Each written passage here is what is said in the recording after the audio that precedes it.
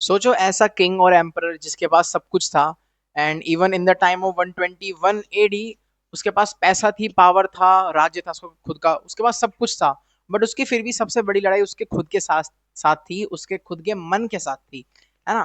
तो ये कहानी है मार्कस अरेलियस की कि भाई कैसे उसने ना अपने आप के ऊपर विजय पाई, instead of great emperors like Alexander, Napoleon, ये दूसरों के ऊपर अपना कब्जा स्टैब्लिश करना चाहते हैं। लेकिन उन्होंने ये देखा कि यार खुद के साथ जो जीत गया वही सबसे बड़ा विजेता होता है। एंड आज की वीडियो उन्हीं के ऊपर रहेगी, एंड ये वीडियो पॉइंट्स में रहेगी।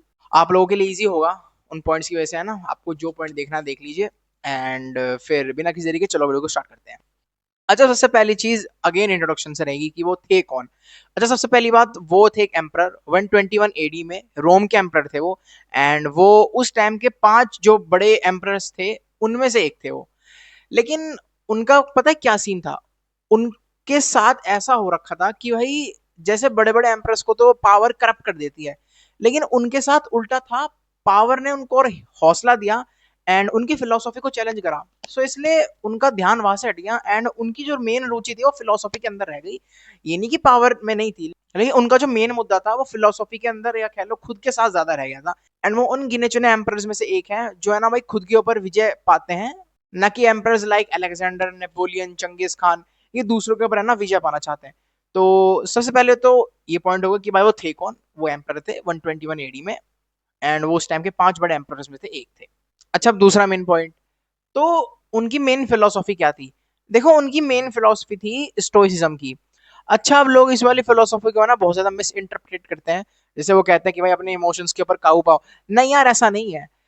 ये फिलोसॉफी सिखाती है कि अपने जो इमोशंस हैं उन्हें ना चैनलाइज करो, उन्हें समझो, एंड जो तुम्हारा कंट्रोल जिस चीज पे नहीं है उसे छोड़ दो, उसे एक्सेप्ट करो, एंड जिस चीज के ऊपर तुम्हारा कंट्रोल है उसके ऊपर कुछ करने की ट्राई करो। ये नहीं कि भाई तुम रैंडमली अपने थॉट्स को सप्रेस करने लग जाओगे। नहीं नहीं यार, ऐसा नहीं करना है।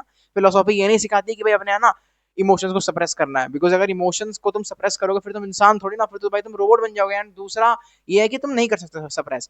सो स्टोइसिज्म की मेन फिलोसफी ये है कि है ना, जिस चीज का कंट्रोल तुम्हारे पास नहीं है उसके ऊपर जबरदस्ती अपना टाइम मत वेस्ट करो, एंड जिस चीज का कंट्रोल तुम्हारे पास है उसके ऊपर ट्राई करो अपनी लाइफ को बेटर बनाने की।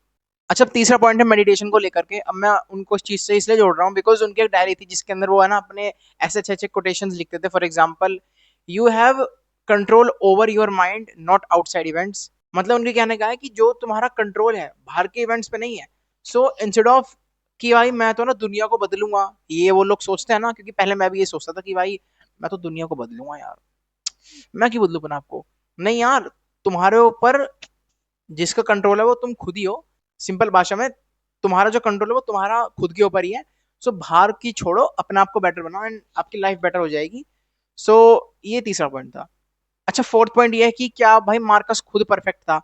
नहीं यार, वो भी परफेक्ट नहीं थे, एंड कोई भी फिलोसोफर परफेक्ट नहीं होता है भाई। उनकी लाइफ भी काफी ज्यादा इम्परफेक्ट थी भाई। इतनी वॉर्स लड़ी, खुद के साथ भी वॉर्स लड़ी, इंटरनल एक्सटर्नल दोनों। प्लेग्यू से भी सामना करा, एंड उन्होंने बहुत कुछ देखा यार। एक बार तो उनका भाई सब कुछ छीन ही गया था जब वो एक आइलैंड पे जा रहे थे। हमने उनकी स्टोरी भी सुनी थी ना, ये स्टोइसिज्म को लेकर के कि भाई कैसे उन्हें थॉट आया इस चीज का। सो उनकी लाइफ ही परफेक्ट नहीं थी, लेकिन स्टिल उन्होंने हार नहीं मानी, एंड वो चलते रहे चलते रहे। सो कोई भी परफेक्ट नहीं होता है, हम ये भी जान सकते हैं इस चीज से। And lastly I would say, क्या वो क्या आज के टाइम पे भी रेलिवेंट है। यार आई वुड से यस। जैसे फॉर एग्जांपल भाई मुझे ना प्रोफेसर बनना है, तो कोई लोग मुझे प्रेज करते हैं, कोई लोग मुझे दबाते हैं कि यार ये तो क्या कर रहा है भाई, कई साल निकल जाएंगे, तो क्या कई साल निकल जाएंगे तो मैं करूँ ना। सो मेरे हिसाब से यार वो आज भी रेलेवेंस रखते हैं, बिकॉज अगर तुमने उन्हें पढ़ा है तो वो उनका एक वही कोटेशन याद आ रहा है मुझे कि भाई you have control over your mind not outside events. तो लोग जो बोले उन्हें बोलने दो, मेरा खुद के ऊपर कंट्रोल है, मैं उनकी बातें माइंड नहीं करूंगा। समझ रहे हो, ऐसे है। बाकी ये थी आज की वीडियो की भाई, मैंने थोड़ा बहुत समझा दिया तुम्हें मार्कस के बारे में जो भी मेरे को पता था।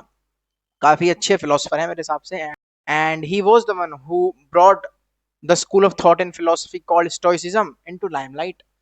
सो मुझे काफी अच्छा लगता है फिलोसोफर। बाकी यही था आज की इस वीडियो में। एंड बाकी वंस अगेन रिमाइंडिंग, अगर भाई आपको ना कुछ भी स्पेयर पार्ट्स की जरूरत है, मान लो आपको मैं इसका एग्जांपल देता हूँ।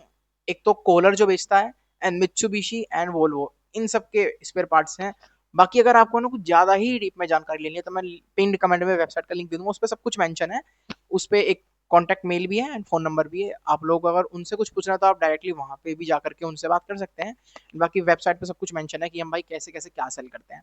एंड बाकी यस ये था आज की इस वीडियो में। पसंद आया तो बताना कमेंट्स में एंड अगली वीडियो कौन सी वो भी कमेंट कर देना। बाकी तब तक के लिए मिलते हैं अगली वीडियो में, तब तक के लिए keep studying and keep reading.